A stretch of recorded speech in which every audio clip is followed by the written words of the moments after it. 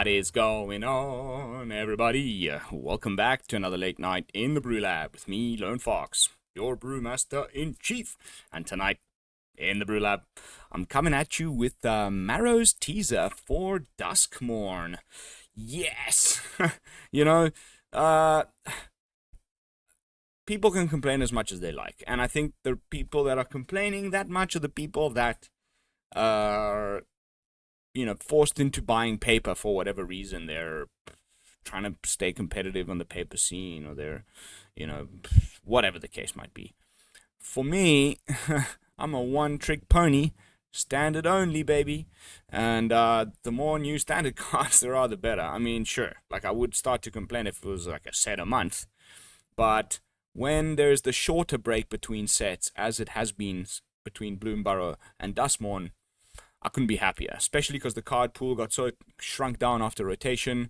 Things got solved pretty quickly, and so a nice injection of some additional cards, some of which we've already seen, and they look phenomenal. The set is looking really, really good so far. It's like Christmas come early for me. It's usually around 3 months between sets. This time it's a little closer to 2 months, so 2 thumbs up. Duskmourn, spoilers begin on Saturday. They're going to do a debut thing at a panel somewhere. I'll, of course, watch the stream and give my reactions to that. They'll probably reveal some mechanics and whatnot. And then spoiler season will be well underway, and we'll be, talking about spoilers.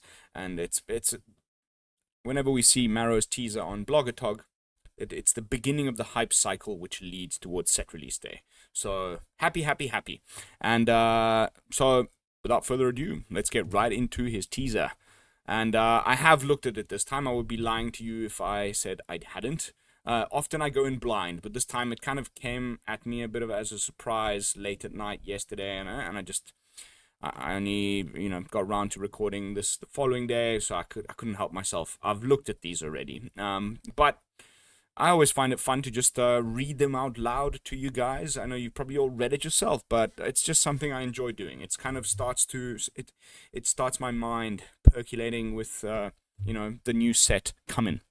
So, House of Horrors, Duskmourn House of Horrors is the name of the set, I believe, or is it just Duskmourn? I'll have to double check that. But the new plane of Duskmourn is a perilous place, but if you can survive the horrors within, you may come out stronger than ever.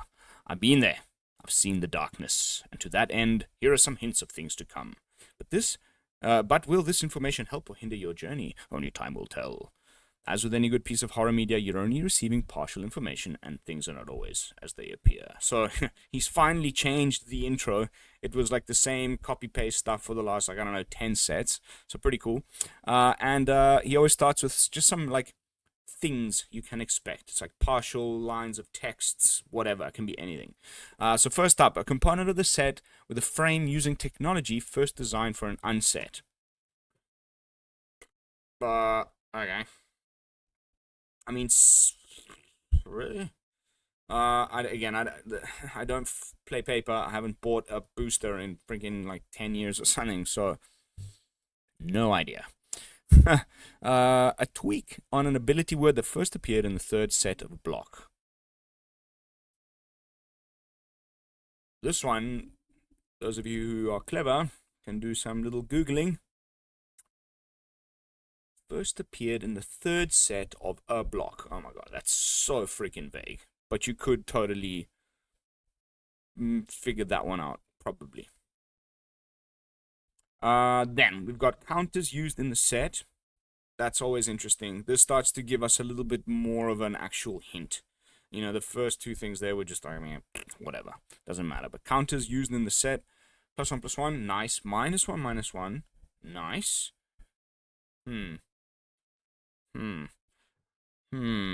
Is that Massacre Girl 4-drop? It's been just waiting to get played. Flying counters. That's always very nice. Lifelink counter. Lore counter. Loyalty counters, well, that's pretty obvious. Nest counters, possession counters, rev counters we've seen already. There's this Chainsaw Massacre card. I believe it's in there. It's whenever a creature dies, put a rev counter on the Chainsaw Massacre, and then when you put it on, when the equipped creature gets +1/+0 or something based on the number of rev counters that are on that, it's an equipment. An equipment that doubles as like a lightning strike. Creatures only, I believe. We'll go and look at the spoilers eventually, but I'm like 99% sure on that one. Stun counters, we know, and time counters. Then we have the first ability word to reference second main phase.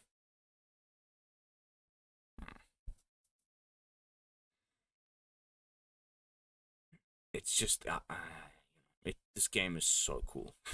I love Magic. I love Magic. Like 31 years down the line, they can always just find a way to make it new. Just even though it's always every ability is just kicker with a different name. Yes, but it always does something slightly different, and it's somehow they can, by taking the variables and shuffling them up, how many different new things can you come up with? And it seems to be pretty much endless, especially if you consider they are also adding new stuff. And it's just so cool. So like, again, this is another one that I couldn't even hazard a guess on, but cool. Then, and this I'm very worried about. So we got a 3 blue, a 10/1 for 3 blue. What? What's the downside here? Because if there isn't one, that's pretty banana town. I mean, yes, it can die to pretty much every red removal spell under the sun. You can just shock the thing, but who knows? That could be really interesting. I'm worried. Blue looked like it was going in a slightly different direction. The most recent mono blue deck I played myself was the draw 2, or draw more than one a turn deck with the Nathan Stoyer card and the Prophet's Eidetic Memory. That was really fun, and not just like a million counter spells, 4 Haughty Djinns, 4 Tolarian Terrors. Now they've printed that new card that like puts like tide counters on your lands or something, and there's that Eddie Merc, the crab thing that has flash. It looks like they're trying to give mono blue like another good whirl, even though there's Cavern of Souls in the meta and everything like that. There's not that many tribal decks that are actually super good, and so it's usually like a 1 or a 2 of to get your Atraxa on the board. Like that's the main place you see Cavern of Souls played. So mono blue might rear its ugly head if it gets like a friggin' 10/1 for 3. That they can, I don't know, I wonder what other text is on the box, but that seems pretty scary. Next up, a variant on a mechanic that itself was a variant on another mechanic. Kicker. We kicker again. So vague, Maro. So freaking vague, man.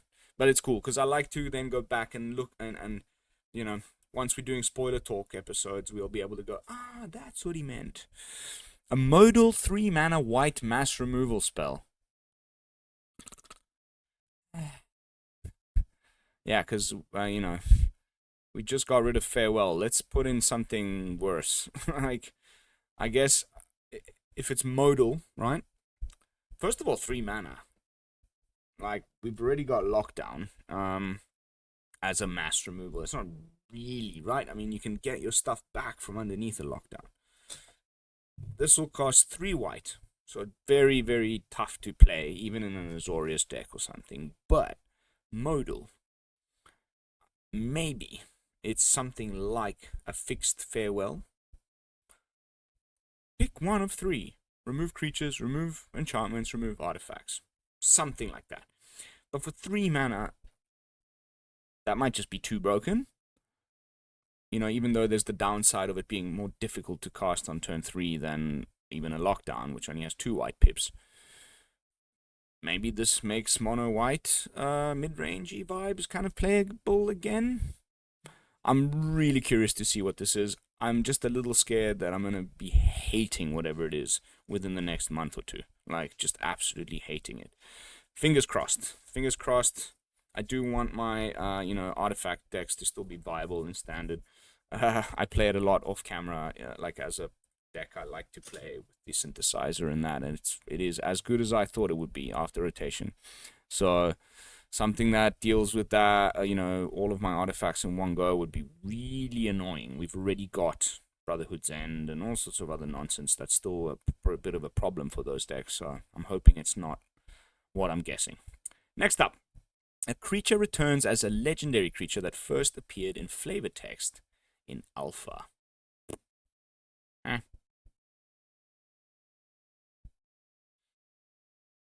Well, I started playing around like Mirage Tempest, so I didn't actually play Alpha. Like I was like 6 years old or something. So I started around 7, 8 years old. So it was like already a little bit further in. I do remember a lot of the early cards, but I do not remember many of the Alpha cards. But like again, same as with this point here about the third set in a block. I'm sure someone here can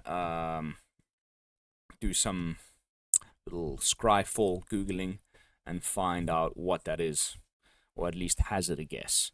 Next up, we've got a new ability word that cares about a card type and a new keyword action. New ability word cares about card type, a new keyword action. Why in brackets?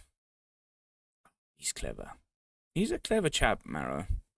You don't get to be, head designer at WotC for as long as he has without being a clever chap. He really knows. I mean, I wonder if he wrote this himself or just got ChatGPT to do it. But he's a good writer. He's a good speaker, even though he has a funny accent, and I believe he has a slight lisp, but who cares? That's neither here nor there. But he's just anyway. I'm going on a tangent. But again, let's put brackets around this new so that they go start thinking, and then later I'm gonna reveal. Cheeky and clever, very cheeky. A new ability word that cares about a card type. Epic. Can't wait to find out what that is. Anything new is good most of the time. Now, this is a segment of these teasers that he always has, and this definitely starts to, alongside you see that the counters here, starts to inform you more about actually creature types, potential tribes, things like that coming in the set. So I quite like he puts one of these types of creature tokens, little subsection in every one of these teasers I've read so far. So we're gonna get a white toy, Glimmer, a 2/1 white insect, 3/1 white spirit, so loads of white ones, a 4/4 white beast, a blue token copy. This is cool. Like the copying stuff's getting a little bit crazy town. Like there's some interesting stuff that I think if you're watching this now, you will have, if you follow me avidly, already seen the Teferi, Temporal Pilgrim, Caretaker's Talent, Chromeho Seed Shark, 3 Steps Ahead deck that I just put up on the channel. And that's just Azorius. There's the 3 Blind Mice thing. There is also a 4-mana Izzet enchantment that copies stuff, which is really cool. There is a Doppelgang. Lots going on. I think could be a really interesting kind of janky deck. And blue, would go into the Doppelgang piles. Interesting. Can't wait to find out what that one is. We got an XX Blue Spirit, 2/2 Black Horror, a 6/6 Black Demon as a token. 1/1 Red Gremlin, a 1/1 Red Balloon. Gremlins, demons, horrors. Green spiders, black and green insect. And then fractals are making a comeback because one of the characters on this plane is oh god, there's one of the characters from Strixhaven. Zoraline, no, Zoraline's the bat from Bloom Burrows. X or Z. Anyway, it's a Simic character then, and she was making fractals in Strixhaven. So cool that fractals are back. I loved me some fractals. There was that really cool card that made like a huge fractal based on like number of lands you had or something. Nice. Okay, so that's the first little section, and then the next one is always rules text, and then he finishes off with actual names of certain cards. This one's also very interesting. I think of all of the segments, this is the one that I enjoy reading the most because you can hazard a guess more at, I guess. That's a good sentence too. Hazard a guess, I guess. Unlock a locked door. So this might inform us about the mechanic, unlocking. Is there a mechanic that's unlocking? Tap this creature, or pay 2 mana, unlock a locked door. There'll be doors that you can open. It might just end up being some kind of limited thing, but that seems interesting to me. Then search your library for a demon card. I like that. And then very sneaky little Maro. Again, you can tell, like, it's a lowercase u. So this is the middle of a sentence. No full stop at the end. Search your library for a demon card, comma, and then he ends it there. So, like it continues. Sneaky. Then we've got where X is the number of creatures you control with power 2 or less. Okay, cool. Exile any number of target instant or sorcery and or Tameo Planeswalker cards from your graveyard.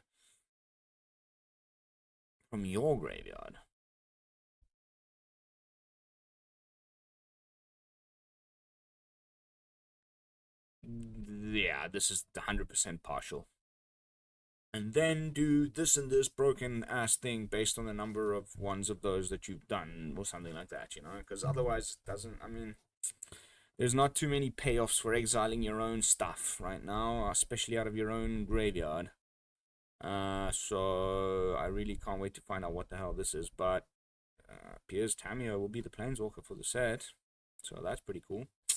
Then the same is true for creature spells you control and creature cards you own that aren't on the battlefield. So this might be one of those ones that like makes everything into a certain type, or makes everything reanimated, or there's a few cards that have this text box where it's like of everything you control and or that aren't on the battlefield. So it just means like as long as this card is in play or this effect is on the stack or whatever, then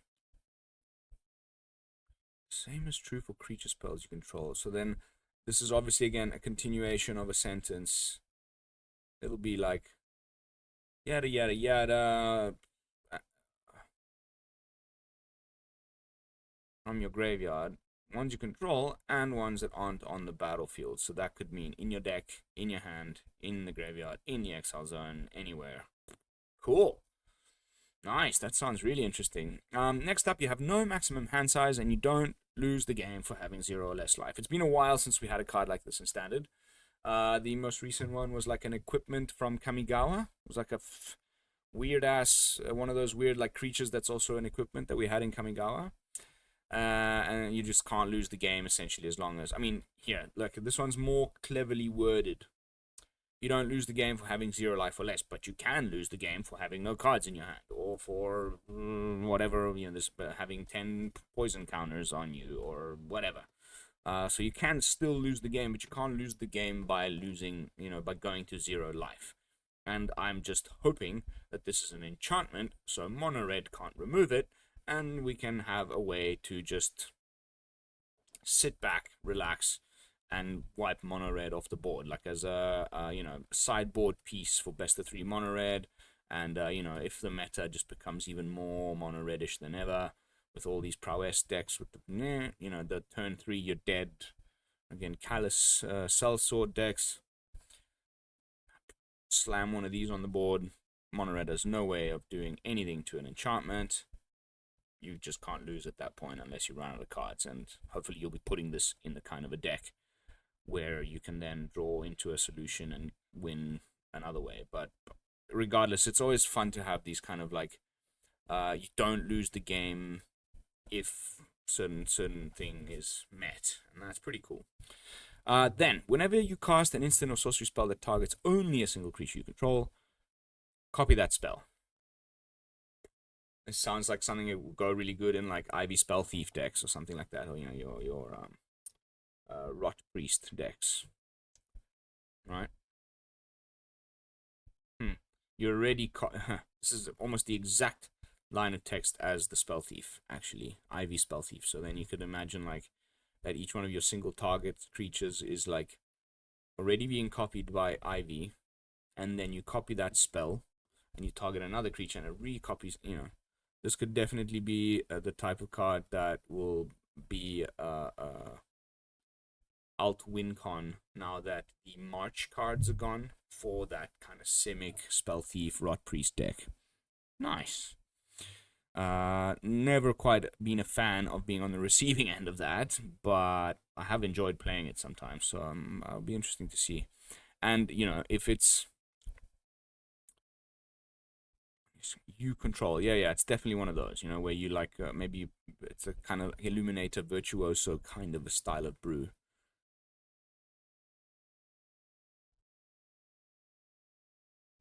I can imagine this being the static line on like enchantment that sits on the board.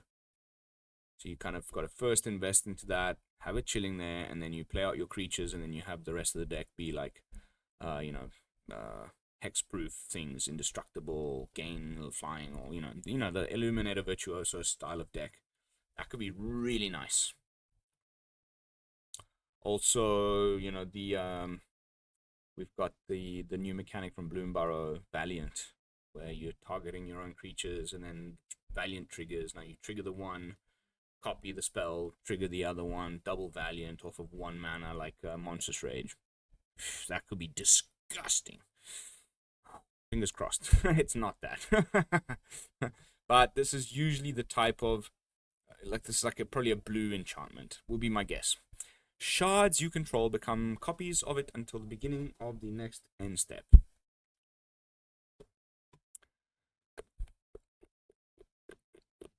Shards you control become copies of it until the beginning of the next end step.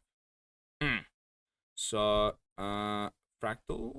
No, those aren't shards. Did we see any shards yet? No? Well, let's see what. Maybe there'll be some shards going down here into the creature type lines. But that seems very interesting. Make a bunch of shards, play a disgusting card like, I don't know, Rotten Mouth Viper, and then like all your shards become copies of the Viper, and then swing with all of them, and the opponent dies. Something like that. Could be really cool.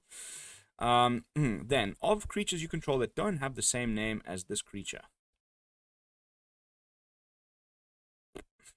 2, 3, 5, 7, 11, 13, 17, 19, 23, 29, and 31 are prime numbers. Thanks, bro. Did we need to be reminded? I guess some people don't know what prime numbers are, and they needed to put that on a box so that you know what they are when you're playing, and you don't have to whip out your phone and Google prime numbers or something. Cool. If I'm not mistaken, prime numbers are only numbers that can be divided by 1 in themselves. Right? Without any fractions. Don't quote me on that. My math isn't great either. I'll probably be pretty stoked to have this on the card when the time comes. Here are some creature type lines from the set. Human Doctor. Okay, so way away from what I've been trying to see is like if there was any like here, look, we got a rat. If there's gonna be any now like after Bloomburrow stuff that we can play with Bloomburrow, probably not, because it was more a case of like stuff before Eldraine, and they were like releasing some stuff, and then with the Bloomburrow, no, I don't think they'll like double down on that yet. Maybe we'll get a little bit more of the lizards and the rats and the bats and the stuff from Bloomburrow like another couple sets down the line. But as you can see here, we do have a rat ninja wizard. What's up, Expelliarmus? Shark, goat, core, fish, eye. The last eye we had was the like Dungeons and Dragons set, Adventures in the Forgotten Realm, I believe. And core, I like cores. We've still got some cores right now in standard. Then we got an artifact creature. That's always cool. I do like me those. And monkey toy reminded me of, like, I don't know. I want more things to play with. The the synthesizer, 3 or 4 mana, 3 mana and upwards artifacts that are cool, that don't necessarily need to be a control deck kind of style, which is where that deck ended up right now. Even though there's a few versions that are playing it a little bit less control-y and more just like all in with the artifacts, with that net thing that taps your creatures and whatnot. But anyway, regardless, monkey toy sounds cool and artifact creatures are great. So more of that, please. Hope there's loads more. I think haunted house set, it's like a chance that there'll be quite a few of them. So I'm looking forward. Fingers crossed. More stuff for the artifact decks. You know how I love me those. Then we've got a human clown berserker. I'm not one of those that's necessarily terrified by like scary clowns, but I gotta say, like, sometimes they're creepy AF, like it's that typical like horror story trope where you like have something that's supposed to be like funny and haha and cute and lovable, and then it's like, let's make it freaking demonic and scary AF, and then it like somehow makes it even more scary because of that. Like Chucky, the little doll. It's a freaking murderer. Then we got an elder demon, some legendaries, and the rat ninja wizard we just touched upon. Cool. And then last but not least, just random names from the set. And here is where I want to just quickly cut ahead and draw your attention to the Meatuk Massacre 2. Ding, ding, ding. Oh, hell yeah. I was one of those that complained a lot about Meatuk Massacre, but right now, I think this could be really good in standard. Like, I doubt it's just the exact same card. Maybe it's like a fixed Meatuk Massacre where it just does only the thing but doesn't gain you the life, and gainsies or something. I don't know. Who knows? Obviously, we'll find out soon when spoilers start. But just the fact that they were like, okay, we need to like remake this card. It's not going to be a reprint. We're going to call it the Meatuk Massacre 2, and we're going to put it in the set. Hell yeah. Black Sweeper. That isn't just like a 5-mana kind of weird sweeper like we've had for black for the last little while. Like something that can be cast for 4 or like the last couple of like 4-mana black sweepers have been very, very situational and specific to certain decks. We had the one with like Fathomless Descent that cared about the number of permanents. We had the Domain one that cared about the number of colored things that you had, +1.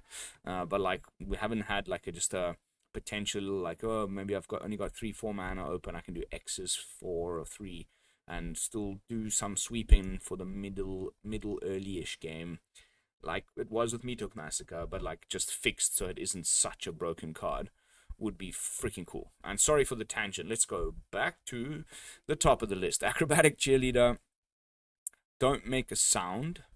This sounds like some sort of like instant or sorcery. Exercise could be like our 2-mana black removal spell of the set. We need a better white removal spell. I so don't like Get Lost. And the new one, Gust, something with the little bunny rabbit blowing on the dandelion, isn't great.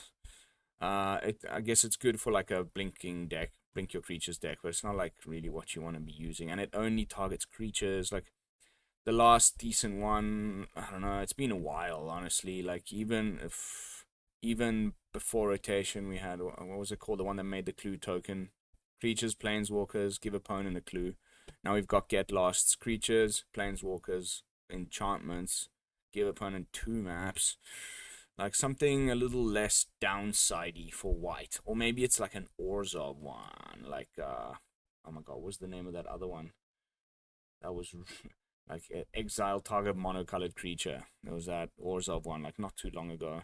Can't remember the name of it. Anyway, 2-mana instant speed, good removal in like whitish would be cool. That's my guess. Then we got a friendly ghost, a jump scare. Let's play a game. He took Massacre 2, bam, bam, bam, bam, bam, and Orphans of the Wheat.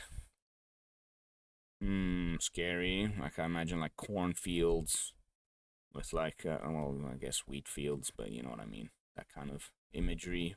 But it's all somehow in a haunted house. Like, from what I've been able to see from a few little bits of spoilers already, it's like some of these doors open and you're, like, floating in space. You know, it's like it's all in the house, but, like, they can be pretty loose with it because it's a horror house. So then, like, maybe these doors open up onto, you know, a whole other world with, like, snow and castles, you know, like kind of Lion and the Witch in the Wardrobe kind of stuff. Doesn't mean that every setting or card thing has to be, like, in the house necessarily. Split Up could be the name of that spell that copies things.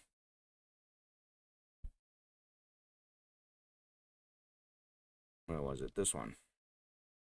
And then last but not least, the Unsettling Twins. And that is it. Tune into Duskmourn's debut, 2 p.m. Pacific time, August 31st, streaming live from PAX West, where the house will finally reveal more of its secrets. Alright, guys. I ran through that pretty quickly. Nothing like that, you know, like I said. I don't go and do too much research on these. It's just me rereading over stuff that and I know these videos get very little views. I don't care. I'll keep doing them. It's something that I enjoy for myself, and I hope there's at least 10 of you that like this video and sound off down there in the comments about things that you have guessed about this, things that I could have missed. Are you the kind of person that was playing in the alpha block and can hazard a guess at what the legendary creature that's coming back here is? You know, sound off in the comments. Let's start a little discussion going. Let's get the hype train rolling out of the station in just before the debut. And then, of course, early access for the set will come after that. So super duper stoked. But that is going to be it for this video, guys. Thank you all so much for watching. I'll see you all in the next one. And until then, this is Lone Fox from the Brew Lab signing out. Peace, y'all.